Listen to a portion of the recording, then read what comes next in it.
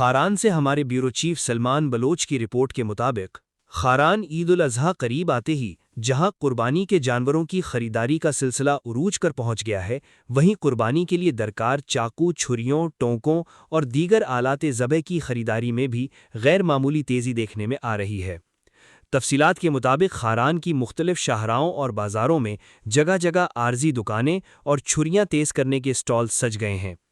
عام شہریوں کے ساتھ ساتھ قصابوں نے بھی جانور ذبح کرنے والے آلات تیز کروانا شروع کر دیے ہیں، جس کے باعث چھریاں تیز کرنے والوں کے پاس بے پناہ رش دیکھنے میں آ رہا ہے۔ اس صورتحال کا فائدہ اٹھاتے ہوئے چاقو چھریاں بنانے، فروخت کرنے اور تیز کرنے والے دکانداروں نے بھی اپنے نرخوں میں من مانا اضافہ کر دیا ہے۔ علاوہ ازیں خاران کے بازاروں میں درزیوں اور جوتوں کی دکانوں پر بھی خریداروں کا رش لگا ہوا ہے اور بازاروں میں خوب گہما گہمی ہے۔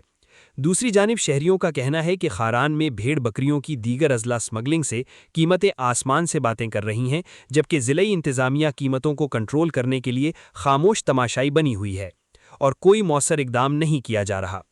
تاجر برادری کا کہنا ہے کہ عید کا سیزن دکانداروں کے لیے سال بھر کی کمائی کا بہترین ذریعہ ہوتا ہے، لیکن خاران میں بجلی کی آنکھ مچولی اور متعلقہ محکمے کی جانب سے کاروباری اوقات میں بجلی کی طویل بندش نے کاروبار کو بری طرح متاثر کر کے رکھ دیا ہے۔ اس موقع پر چھری فروشوں نے وائس آف مکران کے نمائندے سے بات چیت کرتے ہوئے کہا: سر شکر الحمدللہ کاروبار میں جوان ہے، گراہک آئے گا کاروبار جوان چل رہا ہے۔ شکر اسے چوہے نہیں دے فرق اب تک میں کاروبار ہاں جوان ہے ماشاءاللہ، غریبی میں چل رہا ہے سر۔ چوہے نہیں دے خاطر پوتے ایک کار چھ بڑے دے گونڈے نے دے کی اما گران دے مسئلہ نہیں بلے گری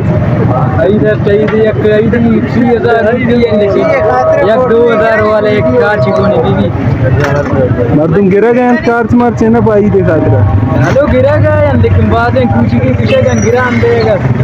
مسئلہ نہیں۔ تازہ ترین خبروں اور تبصروں کے لیے voice of Makran YouTube channel, Facebook page, WhatsApp channel, TikTok اور انسٹاگرام کو فالو اور سبسکرائب کیجیے۔